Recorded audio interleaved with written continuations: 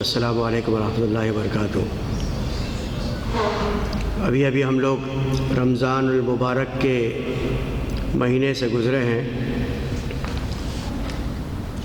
اور ابھی الحمدللہ اس کا اور منتظمین اجتماع یہ چاہتے ہیں کہ اس کا اثر پورے سال بھر باقی رہے، اسی لیے انہوں نے یہ موضوع رکھا ہے کہ رمضان المبارک کے اثرات زندگی کے باقی ایام میں۔ وہ رمضان المبارک نے ہم کو جو کچھ بھی سکھایا اس کے اثرات کو ہماری زندگی کے باقی 11 مہینوں میں بھی برقرار رہنا چاہیے۔ رمضان المبارک کے مہینے میں ہم نے بار بار یہ آیت سنی، یا ایھا الذین آمنوا کتب علیکم الصیام کما کتب علی الذین من قبلکم لعلکم تتقون، کہ اے لوگوں جو ایمان لائے ہو، تم پر روزے فرض کیے گئے ہیں جس طرح اس سے پہلے کے لوگوں پر یہ روزے فرض کیے گئے تھے، اور اس کا مقصد یہ بتایا گیا لعلکم تتقون، تاکہ تمہارے اندر خدا خوفی آ جائے، تقوی کی روش آ جائے، اور اللہ تبارک و تعالیٰ سے گویا تمہاری قربت ہو جائے۔ رمضان المبارک کا مہینہ ہم لوگوں کو اللہ تبارک و تعالیٰ سے قریب کر کے گیا ہے۔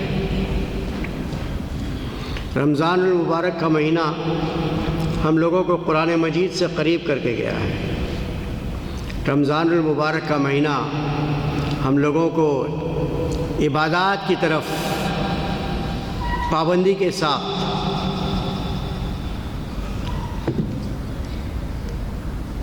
ہم کو متوجہ کر کے گیا ہے۔ تو یہ وہ چیزیں ہیں جو رمضان کے بقیہ ایام کے اندر بھی ہمارے اندر برقرار رہنی چاہیے۔ تو اگر رمضان کا جو مقصد تھا وہ یہ تھا کہ آپ کے اندر تزکیہ پیدا ہو، تقوی پیدا ہو۔ قرآن مجید میں جہاں تقوی کا لفظ استعمال ہوا ہے وہاں پر تزکیے کا لفظ بھی استعمال ہوا ہے، اور تزکیے کا مطلب یہ ہے کہ کسی چیز پر اگر گرد و غبار جم گیا ہے، میل کچیل جم گیا ہے، گندگی آ گئی ہے، تو اس کو صاف کرنا، اس کو پاک کرنا، یہ ہے تزکیہ۔ مثال کے طور پر عام طور پر ہم لوگ کہتے ہیں کہ زکوٰۃ دو، زکوٰۃ دی جاتی ہے، زکوٰۃ دیا کہ نہیں، زکوٰۃ ادا کی کہ نہیں۔ جہاں لفظ زکوٰۃ استعمال ہوتا ہے وہاں پر ہم لوگ کیا تصور کرتے ہیں؟ اللہ کی راہ میں مال کو خرچ کرنا ہے، صدقہ کرنا ہے، خیرات کرنا ہے، زکوٰۃ دینی ہے۔ اس کا مطلب یہ ہوتا ہے کہ آپ نے مال دے دیا، اس کے ذریعے سے آپ کے مال کی پاکیزگی اور صفائی ہو گئی، آپ کا مال صاف ہو گیا، یہ ہے زکوٰۃ۔ عام طور پر ہم لوگ استعمال کرتے ہیں زکوٰۃ، جہاں زکوٰۃ کہہ دیا وہاں فوراً یہ بات آ جاتی ہے کہ مال اللہ کی راہ میں خرچ کر دیا۔ تو گویا مال آپ کا پاک اور صاف ہو گیا، اس پر گندگی چڑھ گئی تھی، میل کچیل آ گیا تھا، آپ نے اس کو صاف کر دیا اللہ تبارک و تعالیٰ کی راہ میں دے کر کے۔ اسی طرح سے ہر چیز کا تزکیہ ہے، صرف مال ہی کا تزکیہ نہیں ہے، صرف مال ہی کی پاکی اور صفائی نہیں ہے، ہر چیز کی پاکی اور صفائی مطلوب ہے اسلام کو۔ آپ کے جسم کی پاکیزگی اور صفائی بھی مطلوب ہے اسلام کو، آپ کی روح کی پاکیزگی اور صفائی بھی مطلوب ہے اسلام کو۔ رمضان المبارک کا مہینہ یہ ساری چیزوں کو پاک اور صاف کر کے گیا ہے، ان تمام چیزوں کو صاف کر کے گیا ہے، دھو کے گیا ہے، اس کو مانج کر کے گیا ہے۔ آپ کے جسم کو بھی، آپ کے خیالات کو بھی، آپ کے روح کو بھی، آپ کے مال کو بھی، اور آپ کی فکر کو بھی، آپ کی آئیڈیالوجی کو بھی اس نے صاف کیا ہے۔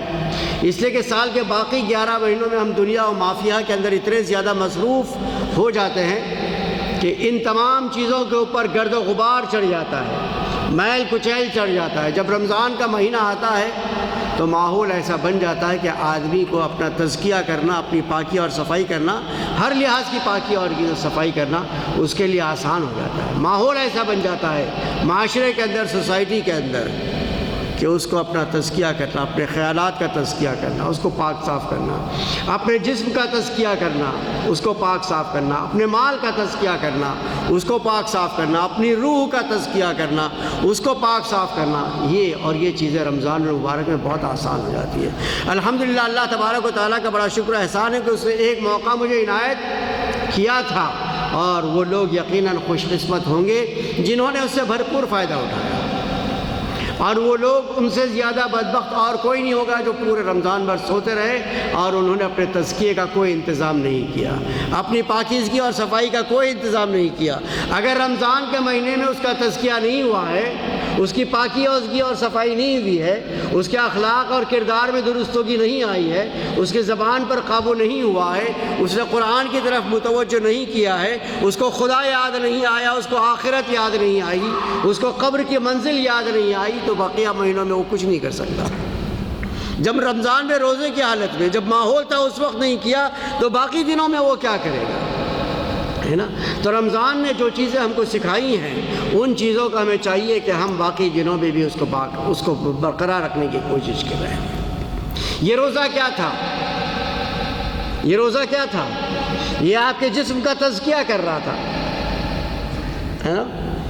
جس طرح سے آپ نے کہا زکوٰۃ مال کا تزکیہ ہو گیا، یہ روزہ آپ کے جسم کا، یہ پیٹ کا خالی ہونا، کھانا سامنے ہے حلال ہے لیکن میں نہیں کھاؤں گا، ایک مخصوص متعین وقت ہے اسی وقت میں کھاؤں گا، اللہ کا حکم ہے۔ یہ کیا تھا؟ یہ آپ کی روح کا تزکیہ تھا، یہ آپ کے خیالات کا تزکیہ تھا، یہ آپ کی فکر کا آئیڈیالوجی کا تزکیہ تھا۔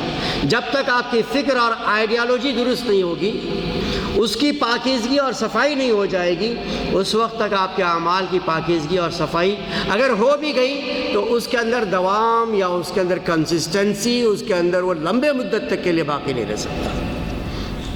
رمضان کے بعد ہم لوگ وہ ساری چیزوں کو کیوں بھول جاتے ہیں؟ اس لیے کہ رمضان کے مہینے میں نے جو کچھ کیا وہ ایک رسم تھی، ایک ٹریڈیشن تھا، رسمی طور پر میں نے اس کو کر دیا پھر بھول گیا، رسم ازاں رہ گئی، روح بلالی نہ رہی، اسی کو کہتے ہیں رسم کے طور پر میں نے کیا پھر اس کو بھول گیا۔ سب لوگ روزہ رکھ رہے تھے میں نے روزہ رکھا، سب لوگ قرآن پڑھ رہے تھے میں نے قرآن پڑھا، سب لوگ تراویح پڑھ رہے تھے میں نے تراویح پڑھی، سب لوگ قیام اللیل کر رہے تھے تو میرا بھی جی چاہا کہ چلو میں بھی قیام اللیل کروں۔ لیکن کیوں کر رہے ہیں قیام اللیل؟ کیوں قرآن پڑھ رہے ہیں؟ کیوں اس کی طرف رجوع ہوا؟ یہ یہاں فٹ ہونا چاہیے۔ صرف جسم کے اعضاء و جوارح کو آپ کھڑا کر کے بٹھا کے رکوع کر کے سجدہ کر کے اس سے کوئی فائدہ نہیں ہے۔ اصل چیز یہ اور یہ جہاں دل کی پاکیزگی اور صفائی ہو گئی، ذہن کی پاکیزگی اور صفائی ہو گئی تو اس کے بعد پھر آدمی کو ساری زندگی یاد رہتا ہے کہ میں اپنے رب کا بندہ ہوں، اس کی عبادت اور بندگی بجا لا رہا ہوں، مخصوص اوقات میں نہیں، سال کے 12 مہینے وہی میرا رب ہے جو رمضان میں میرا رب تھا، بدلہ نہیں ہے، وہی اللہ ہے جو رمضان میں میرا اللہ تھا، وہی میرا خالق اور مالک اور رازق اور حاکم ہے جس نے مجھے رمضان میں رزق دیا، باقی دنوں میں بھی وہی رزق دیتا ہے۔ تو یہ ذہن کی پاکیزگی اور صفائی جو ہے بہت ضروری ہے۔ یہ چیزیں جو رمضان میں ہم نے کی ہیں اس نے ہمارے اندر ایک طرح سے گویا نشو و نما پیدا کیا ہے، ایک ڈیولپمنٹ پیدا کیا ہے، ہماری پرسنالٹی کو ڈیولپمنٹ کیا ہے، پرسنالٹی کو ہماری ڈیولپ کیا ہے، نشو و نما ہوئی ہے اس کی۔ اس نشو و نما کو مزید برقرار رکھتے ہوئے اس کو مزید آگے بڑھانا چاہیے۔ تو اصل چیز یہ ہے کہ تزکیہ کیا ہے؟ پستی سے نکال کے آدمی کو بلندی کی طرف لے جاتا ہے، زوال سے ڈاؤن فال سے نکال کے آدمی کو بلندی کی طرف لے جاتا ہے۔ رمضان کا مہینہ یہ کرتا ہے۔ گالم گلوچ نہیں کرتے آپ رمضان کے مہینے میں، غصہ نہیں کرتے آپ روزے کی حالت میں، بہت اپنے آپ کو قابو کرنے کی کوشش کرتے ہیں روزے کی حالت میں، بہت برداشت کرتے ہیں آپ روزے کی حالت میں اپنے آپ کو۔ یہ ٹریننگ تھی، یہ ایک تربیت تھی، یہ ایک تزکیہ تھا جو رمضان کا مہینہ ہمارے لیے یہ سبق اور یہ نصیحت یہ دے کر کے گیا ہے۔ میں نے ایک آیت تلاوت کی جس میں اللہ تبارک و تعالیٰ نے ارشاد فرمایا قد افلح من زکاہا، یقیناً وہ کامیاب ہو گیا۔ کامیابی کی شرط، اس کی کنڈیشن یہ ہے کہ زکاہا، آپ اپنے آپ کا تزکیہ کیجیے، اپنے آپ کو پاک اور صاف کر لیجئے، اور اس کے ذرائع اللہ تبارک و تعالیٰ نے سال بھر میں رکھے ہیں، صرف رمضان ہی میں نہیں۔ لیکن افسوس کے ساتھ یہ بات کہنی پڑتی ہے کہ ہم صرف اس کو رمضان کی حد تک محدود رکھتے ہیں، اس کے بعد پھر ختم ہو جاتا ہے۔ قرآن رمضان میں کھلا تھا، رمضان گیا قرآن بند ہو گیا، ہے کہ نہیں ہے؟ بند کیا کہ نہیں آپ نے قرآن؟ بات کڑوی ہے، تلخ ہے، برا لگے گا آپ کو، لیکن ہے یہ حقیقت۔ رمضان آتا ہے قرآن کھولتا ہے، جہاں رمضان چلا گیا قرآن بند ہو گیا، اگلے سال رمضان کا انتظار ہوتا ہے قرآن کھولنے کے لیے، یا جمعہ سے جمعہ آپ قرآن کو کھولتے ہیں، وہ بھی اگر مسجد میں جلدی آ گئے تو، جمعہ کے دن بھی اگر آپ مسجد میں جلدی آ گئے اذان سے پہلے تو آپ بیٹھ کے قرآن پڑھتے ہیں، ورنہ وہ بھی نہیں نصیب ہوتا۔ یہ کیا ہے؟ یہ تزکیہ ہے؟ کوئی فائدہ ہوا رمضان کے روزوں کا؟ کچھ ملا رمضان کے روزوں سے؟ جہاں رمضان گیا وہاں قرآن بند کر دیا۔ رمضان کو یہ فضیلت کیوں حاصل ہوئی تھی؟ شہر رمضان الذی انزل فیہ القرآن ہدی للناس وبینات من الفرقان من الہدی والفرقان، شہر رمضان الذی انزل فیہ القرآن۔ رمضان کو یہ فضیلت اس لیے حاصل ہوئی کہ اس میں قرآن نازل ہوا تھا،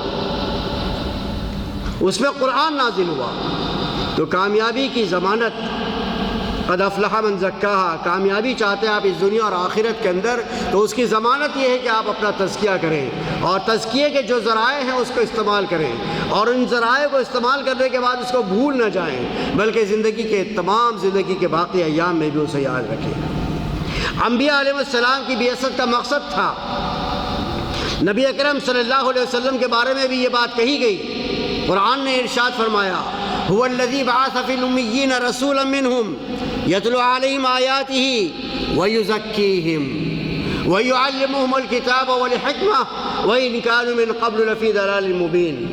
یہ بات کہی گئی کہ وہ اللہ ہی ہے جس نے امیوں میں سے ایک نبی اٹھایا، ایک رسول اٹھایا امیوں کے درمیان میں سے، جو کیا کرتا ہے؟ یتلو علیہم آیاتہ، اللہ کی آیتوں کو پڑھ کے سناتا ہے، اللہ کی نشانیوں کو بتاتا ہے، اور ان آیتوں اور نشانیوں کے ذریعے سے اللہ تبارک و تعالیٰ کی بندگی کی طرف دعوت دیتا ہے، وَيُزَكِّيهِمْ، اور ان کا تزکیہ کرتا ہے۔ اللہ کی آیتوں کو پڑھیں گے تو آپ کا تزکیہ ہوگا، وقتی طور پہ پڑھ کے پھر رکھ دیں گے تو اس سے کوئی آپ کو فائدہ حاصل نہیں ہوگا۔ وَيُزَكِّيهِمْ، ان کا تزکیہ کرتا ہے۔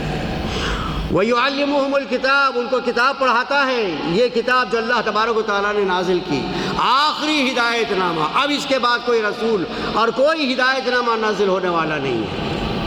وَيُعَلِّمُهُمُ الْكِتَابَ وَالْحِکْمَةَ، اور انہیں حکمت اور دانائی، عقل مندی، ہوش مندی سکھاتا ہے۔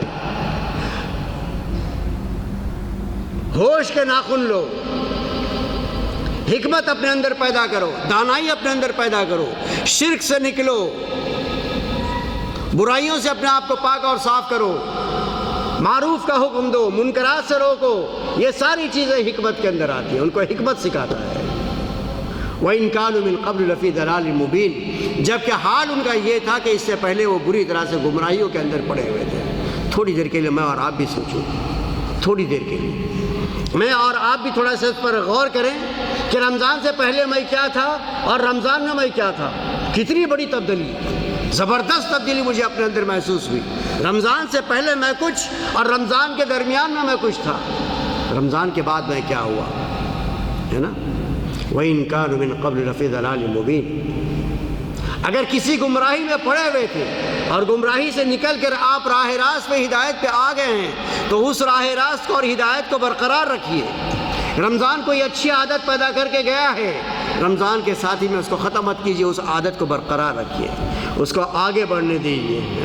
رمضان کے بارے میں نبی اکرم صلی اللہ علیہ وسلم کی ایک حدیث میں جس پر ہم عمل کرتے تھے، من لم يدع قول الزور والعمل به فلا حاجة لله ان يدع طعامه وشرابه كما قال علیہ الصلوۃ والسلام۔ رسول اللہ صلی اللہ علیہ وسلم نے ارشاد فرمایا، جو روزے کی حالت میں جھوٹ بولنا نہ چھوڑے، جھوٹ پر عمل کرنا نہ چھوڑے، جھوٹ کی گواہی دینا نہ چھوڑے، تو اللہ تبارک و تعالیٰ کو اس کی کوئی حاجت نہیں ہے کہ وہ بھوکا پیاسا رہے، ہے نا۔ تو یہ ایک عادت تھی جو رمضان میں پیدا ہو گئی، اچھی عادت پیدا ہو گئی، اب اسے ہمیں برقرار رکھنا چاہیے۔ اگر اسلام کو ہم نے برقرار نہیں رکھا تو رمضان اور یہ روزے، یہ ساری چیزیں جو ہیں ایک رسم و رواج، ایک رسم و رواج، ایک ٹریڈیشن، جیسے اور قوموں کے پاس ہے، اور مذاہب کے پاس ہے، ٹریڈیشنز ہیں، کہانیاں ہیں، قصے ہیں، اس کا عملی زندگی سے کوئی تعلق نہیں۔ اسلام کا معاملہ یہ نہیں، قرآن کا معاملہ یہ نہیں، رمضان کا معاملہ یہ نہیں، روزوں کا معاملہ یہ نہیں، یہ کوئی ٹریڈیشن نہیں ہے، یہ کوئی رسم و رواج نہیں ہے، اس کا تعلق آپ کی عملی زندگی سے ہے اور زندگی بھر کی عملی زندگی سے ہے، چند مخصوص ایام کے لیے نہیں، اس لیے کہ یہ ہمارے اندر تقویٰ اور تزکیہ ہمارے اندر پیدا کر کے گیا ہے۔ رمضان کے اندر گویا بیش بہا نعمتیں تھیں جو اللہ تبارک و تعالیٰ نے لٹائی، پتہ نہیں کس کس نے حاصل کیا اور کس نے حاصل نہیں کیا۔ رمضان کی ہر گھڑی، ہر لمحہ، ہر دن اور ہر رات اللہ تبارک و تعالیٰ اپنی بیش بہا نعمتیں لٹا رہا تھا۔ مانگو کیا مانگنا ہے، میں تمہیں دینے کے لیے تیار ہوں۔ دن میں مانگو روزے کی حالت میں، افطار سے پہلے مانگو میں تمہیں دینے کے لیے تیار ہوں، راتوں میں جاگو میں دینے کے لیے تیار ہوں، سحری سے پہلے تہجد میں جاگو میں دینے کے لیے تیار ہوں، آخری عشرے میں لیلۃ القدر میں جس کو نصیب ہو گئی ہوگی اس کے تو وارے نہارے ہو گئے ہوں گے، ہے نا۔ کیا تھا رمضان؟ یہ کیسی نعمت تھی جو اللہ تبارک و تعالیٰ لٹا رہا تھا ہمارے اوپر۔ یقیناً وہ خوش قسمت ہوگا جس نے اس کو حاصل کیا ہوگا، لیکن اس کو حاصل کرنے کے بعد پھر اس کے اوپر جو ہے کوئی عمل پیرا نہ ہونا، یہ گویا وہ ہے ایک طرح سے گویا اس کی ناشکری ہے، کفران نعمت ہے، اللہ کی دی ہوئی نعمت کا کفر کرنا ہے، کفران نعمت ہے۔ اگر نعمت حاصل ہونے کے بعد ہم اس کو برقرار نہ کر رکھیں اور اس پر عمل پیرا ہونے کی کوشش نہ کریں تو رمضان المبارک کا مہینہ، رمضان المبارک کا مہینہ ہمیں تیار کر کے گیا ہے۔ کس لیے رمضان نے ہمیں تیار کیا؟ گوشہ نشی ہونے کے لیے، کوئی کونا پکڑنے کے لیے، کوئی خانقاہ پکڑنے کے لیے، کسی غار میں جا کر بیٹھنے کے لیے، بس تسبیح پڑھو بات ختم ہو گئی اور کچھ مت کرو، کوئی کونا پکڑ لو۔ رمضان میں تمہارا تزکیہ ہو گیا ہے نا، اب تم کونا پکڑ لو، تسبیح پڑھتے بیٹھو بس۔ کیا رمضان نے آپ کو اس کے لیے تیار کیا؟ رمضان المبارک کے اندر آپ کو معلوم ہے جنگ بدر کا واقعہ، روزے کی حالت میں تھے اور بدر کا واقعہ ہوا تھا، یوم الفرقان جسے کہا گیا رمضان کے مہینے میں ہوا، رمضان کے مہینے میں ہوا۔ رمضان نے ہمیں یہ سکھایا ہے کہ اللہ تبارک و تعالیٰ نے میرے اوپر کچھ ذمہ داری عائد کی ہے اور اس ذمہ داری کو ادا کرنے کے لیے رمضان میری تربیت کر کے گیا ہے، اس لیے کہ وہ ذمہ داری ایسی ہے جس کے لیے صبر چاہیے، جس کے لیے زبان پر قابو چاہیے، جس کے لیے پیٹ بھوکا رکھنا پڑے تو بھوکا رکھوں گا۔ یہ رمضان نے ہماری تربیت کی ہے، اس لیے کہ دین کی خدمت، دین کی اشاعت، دین کی تبلیغ کا کام کرنے کے لیے جن مشکلات سے آپ کو گزرنا ہوگا ان مشکلات کی رمضان المبارک نے تربیت کی ہے۔ آپ کو یاد ہوگا کہ فرعون نے خدائی کا دعویٰ کیا تھا، انا ربکم الاعلی کا دعویٰ کیا تھا کہ میں تمہارا سب سے بڑا رب ہوں، میرے علاوہ تمہارا کوئی رب نہیں ہے، اور وہ دھمکیاں دیتا تھا جس نے مجھے چھوڑ کر کسی اور کو رب مانا میں اس کا قتل کر دوں گا، اس کو تہس نہس کر دوں گا، اس کو برباد کر دوں گا، وغیرہ وغیرہ وغیرہ۔ یہ تھا فرعون، اور فرعون ہر دور میں رہے، فرعونیت آج بھی ہے، فرعون آج بھی ہیں، اور فرعون کے پاس موسیٰ علیہ السلام کو بھیجا گیا تھا، کہا گیا تھا اذهب الى فرعون انه طغى، کہ اے موسیٰ فرعون کے پاس جاؤ، اس نے سرکشی کی ہے، بغاوت پہ آمادہ ہے، وہ انا ربکم الاعلی کا دعویٰ کرتا ہے، خدائی کا دعویٰ کرتا ہے۔ اسے یہ بتاؤ کہ تم بندہ ہو، تمہاری شان بندگی میں ہے، تمہاری شان خدائی میں نہیں ہے۔ اسے یہ بتاؤ اذهب الى فرعون انه طغى لعله يتذكر او يخشى، شاید کہ وہ نصیحت حاصل کر لے تمہاری دعوت کے نتیجے میں اور اس کے اندر خشیت آ جائے، خدا خوفی آ جائے۔ فرعون جیسے بادشاہ کے بارے میں کہا گیا، اور یہ بھی کہا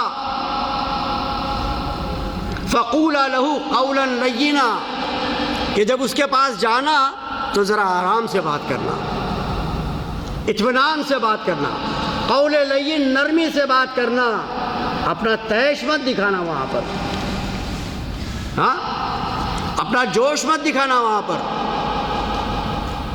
ٹھیک ہے، اپنی مسلمانیت مت دکھاؤ وہاں پر، تلوار مت نکالو وہاں پر، دھمکیاں مت دو اس کو، ڈراؤ اس کو، لیکن اللہ سے ڈراؤ، جہنم کے عذاب سے ڈراؤ، اسے یہ بتاؤ کہ ایک دن مرنا ہے، القبر اول منازل الآخرہ، کہ قبر آخرت کی منزلوں میں سے سب سے پہلی منزل ہے، یہ باتیں اس کے سامنے رکھو، اس کو تذکیر کرو، نصیحت کرو، اس کے اندر خدا خوفی پیدا کرنے کی کوشش کرو، اور نرمی کے ساتھ میں، قول لین کے ساتھ میں، فَقُولَا لَهُ قَوْلًا لَيِّنًا۔ یہ ذمہ داری ہے میری اور آپ کی بھی، یہ ذمہ داری ہے میری اور آپ کی بھی۔ تزکیے کا یہ مطلب نہیں ہے کہ اب میں سب کچھ چھوڑ چھاڑ دوں اور کوئی کونا پکڑ کے بیٹھوں، دنیا جائے جہنم میں جا رہی ہے، جانے تو میرا تزکیہ ہو گیا ہے، میری پاکی اور صفائی ہو گئی ہے، اب میں صرف اپنی آخرت کو بناؤں گا اور دنیا کو جہنم میں جانے کے لیے چھوڑ دوں گا۔ ایسا نہیں ہو سکتا۔ ہم کو یہ ذمہ داری دی گئی ہے کہ آپ کو یہ کام کرنا ہے۔ کنتم خیر امۃ اخرجت للناس تأمرون بالمعروف وتنہون عن المنکر، دعوت کا اسلوب ہم کو سکھایا گیا ہے، دعوت کی اشاعت کا کام ہم کو سکھایا گیا ہے، اور رمضان کا مہینہ ہمیں اس کے لیے تیار کر کے گیا ہے، ہمارا تزکیہ کر کے گیا ہے، ہماری پاکی اور صفائی کر کے گیا ہے، ہمارے ذہن کو صاف کر کے گیا ہے، اس پر ہم کو زور دینا چاہیے۔ اور پھر یہ کہ فرعون کی تردید بھی ہوتی تھی، فرعون نے اس دعوت کی تردید کی تھی، اس کو جھٹلایا تھا، اس کی تکذیب کی تھی، اس کو ماننے کے لیے تیار نہیں ہوا تھا، اس کے نتیجے میں اہل ایمان کے اوپر اسے بے پناہ ظلم و پاکیزہ پہاڑ توڑے تھے۔ آج بھی یہ ہوتا ہے، آپ دعوت دے نکلیں گے تو کوئی پھولوں کی سیج آپ کے لیے نہیں سجائے گا، کانٹے ہوں گے، کانٹوں پر چلنا ہوگا آپ کو۔ وقت نہیں ہے صحابہ اکرام رضوان اللہ تعالیٰ علیہ مجمعین کی زندگی، نبی اکرم صلی اللہ علیہ وسلم کی زندگی، انبیاء علیہ السلام کی زندگی، خلفائے راشدین کی زندگی ہے نا، آپ دیکھ لیجئے اٹھا کے، پوری اسلامی تاریخ اس سے بھری ہے، لیکن وعدہ اللہ تبارک و تعالیٰ کا ہے، انتم الاعلون ان کنتم مومنین، کہ تم ہی سربلند رہو گے اگر تم مومن ہو، اگر ایمان کے تقاضوں کو تم نے پورا کیا، صرف رمضان کی حد تک نہیں، رمضان کے بعد بھی، باقی 11 مہینوں میں بھی، جس چیز کے لیے رمضان نے تیار کیا اس کے لیے تم اٹھ گئے، کمر کس لی، کمر بستہ ہو گئے اور اٹھ کر کھڑے ہو گئے، تو اس کے نتیجے میں یہ ہوگا کہ غلبہ تمہارا ہوگا، کامیابی تم کو نصیب ہوگی، اس دنیا میں بھی اور آخرت میں تو اللہ تبارک و تعالیٰ کا وعدہ ہی ہے، اس دنیا میں بھی اللہ تبارک و تعالیٰ کا وعدہ ہے اور آخرت میں بھی اللہ تبارک و تعالیٰ کا وعدہ ہے۔ تو محترم حضرات، 3 چیزیں میں آپ کے سامنے رکھ کے اپنی بات کو ختم کرتا ہوں۔ نمبر 1، اپنی فکر کی تطہیر کیجیے، اپنی فکر کو پاک اور صاف کیجیے۔ میں اللہ کا بندہ ہوں، اللہ کے حکم کو مانوں گا اور اللہ کے حکم کو نافذ کرنے کی کوشش کروں گا، یہ آپ کی آئیڈیالوجی ہونی چاہیے، اسلامک آئیڈیالوجی، اسلامی فکر یہ آپ کی ہونی چاہیے۔ اس دنیا کے اندر جتنے لوگ آئیں جائیں، جتنے بھی فلسفے آئیں اور جائیں، وہ سب کے سب وقتی ہیں۔ قرآن تا قیامت، اس کا فلسفہ، اس کی ہدایات، اس کی تعلیمات، اس کی فکر، اس کی دی ہوئی آئیڈیالوجی، یہ تا قیامت رہنے والی ہے۔ اس کو مضبوطی کے ساتھ میں پکڑیے، اس کو پڑھا آپ نے پڑھانا پورے رمضان میں، کسی نے 1 دور مکمل کیا ہوگا، کسی نے 2 دور مکمل کیے ہوں گے، ٹھیک ہے، رمضان میں آپ نے 1 دور مکمل کر لیا۔ رمضان کے بعد اب آپ یہ کیجئے، منصوبہ بنائیے، پلاننگ کیجئے کہ رمضان کے بعد باقی 11 مہینوں میں قرآن کو بند ہونے نہیں دوں گا، اسے کھولوں گا، اگر روزانہ نہیں تو ہفتے میں 1 دن صحیح، اور بالترتیب اس کو پڑھوں گا، سورہ فاتحہ سے سورہ بقرہ سے لے کر کے آخر تک، جہاں تک میں پڑھ سکتا ہوں پڑھوں گا۔ ضروری نہیں کہ اگلے رمضان تک اسے ختم کروں۔ رمضان کے 1 مہینے میں ایک بار ختم کیا، 11 مہینوں میں ایک بار ختم مت کیجیے۔ ہوتا ہے تو ٹھیک ہے، نہیں ہوتا ہے تو کوئی بات نہیں، لیکن اس میں ہے کیا یہ جاننے کی کوشش کیجیے۔ یہ میں کہہ رہا ہوں، اس میں ہے کیا یہ جاننے کی کوشش کیجیے۔ یہی ایک کتاب ہے جس کے اندر کیا ہے ہم کو معلوم نہیں ہے۔ اس کے علاوہ دنیا کی جتنی کتابیں ہیں سب سمجھ کر کے پڑھی جاتی ہیں، پاور پوائنٹ تیار کیے جاتے ہیں، اس کے لوگوں کو بتایا جاتا ہے، اس پر عمل کیا جاتا ہے۔ یہی ایک کتاب ہے جس کے بارے میں ہم کو معلوم نہیں کہ اس میں ہے کیا، اور اس کا میری عملی زندگی سے بھی کوئی تعلق ہے کہ نہیں ہے۔ پریکٹیکل لائف میں اس کو نافذ کر سکتا ہوں کہ نہیں کر سکتا ہوں؟ کچھ نہیں، صفر، ایبسلیوٹلی صفر، زیرو۔ کل قیامت کے دن اللہ کے حضور ہم کیا جواب دیں گے؟ تراویح کے لیے آیا تھا، قیام اللیل کے لیے آیا تھا، رمضان میں ایک دور مکمل کرنے کے لیے آیا تھا، اور کوئی کام نہیں تھا۔ باقی دنوں میں جزدانوں میں سجنے کے لیے آیا تھا، اگربتی کے دھوئیں کھانے کے لیے آیا تھا، عود کے دھوئیں کھانے کے لیے آیا تھا، سر پہ رکھنے کے لیے آیا تھا، آنکھوں سے لگانے کے لیے آیا تھا، ہونٹوں سے چومنے کے لیے آیا تھا، یا اس کے علاوہ بھی اور کوئی اس کا کام تھا؟ قیامت کے دن جواب دینا ہوگا اس کا۔ 1400 سال سے زیادہ کا عرصہ گزر چکا ہے، امت مسلمہ اس بات کا جواب دے کہ اس نے قرآن مجید کے ساتھ میں کیا کیا۔ امت کے عوام بھی اور امت کے خواص بھی اس بات کا جواب دے کہ انہوں نے قرآن مجید کے ساتھ میں کیا رویہ اپنایا ہے۔ رمضان کا مہینہ یہ میرے دماغ کو ایک کھٹکا دے کر کے گیا ہے، ہتھوڑا مار کر کے گیا ہے، تو مجھے چاہیے کہ قرآن کے ذریعے سے میں اپنی فکر کو، اپنی آئیڈیالوجی کو درست کرنے کی کوشش کروں، اس کی تطہیر کروں، اس لیے کہ میں حیوان عاقل ہوں، حیوان عاقل ہوں، سمجھ بوجھ، شر اور خیر اور شر کی تمیز، یہ ساری چیزیں میرے پاس ہے، اللہ نے مجھے دی ہیں۔ مجھے اسے پڑھنا چاہیے، سمجھنا چاہیے، اس پر عمل پیرا ہونا چاہیے، اس کو نافذ کرنے کی کوشش کرنا چاہیے، اپنے نفس کا تزکیہ کرنا چاہیے، نفس کا تزکیہ ہونے کے بعد میدان عمل میں اتارنا چاہیے، اور میدان عمل میں اتار کر کے لوگوں کے دلوں کے گرد و غبار کو بھی ختم کرنے کی کوشش کرنا چاہیے، اپنی روح کو بھی پاک اور صاف کرنے کی کوشش کرنی چاہیے۔ یہ کتابیں زندہ ہیں، ہے نا، یہ ایک زندہ کتاب ہے، زندوں کے اوپر اتری ہے، زندوں کی اصلاح اور تربیت کے لیے اتری ہے۔ لہٰذا میں اپنی گفتگو کو یہاں پر ختم کر کے آپ حضرات سے گزارش کرتا ہوں کہ اپنے ظاہر کو بھی پاک اور صاف کیجیے، اپنے باطن کو بھی پاک اور صاف کیجیے۔ جو آپ کے باطن کے اندر ہے وہ آپ کے ظاہر کے اندر ہونا چاہیے۔ آپ کے باطن کے اندر اگر قرآن ہے تو قرآن کا مظہر آپ کے ظاہر میں ہونا چاہیے۔ آپ کے ظاہر میں اگر نمازیں ہیں، اللہ کی عبادتیں ہیں، تو وہ چیز آپ کے باطن میں بھی اس کی پاکیزی آپ کے پاس ہونی چاہیے۔ محترم حضرات، یہ چند باتیں تھیں جو میں آپ حضرات کے سامنے رکھنا چاہتا تھا۔ میں اللہ تبارک و تعالیٰ سے دعا کرتا ہوں کہ جو باتیں میں نے آپ حضرات کے سامنے رکھی ہیں، اللہ تبارک و تعالیٰ سب سے پہلے مجھے اور آپ تمام حضرات کو اس پر عمل پیرا ہونے کی توفیق عطا فرمائے۔ وما علینا الا البلاغ۔ جزاکم اللہ خیر، والسلام علیکم ورحمۃ اللہ وبرکاتہ۔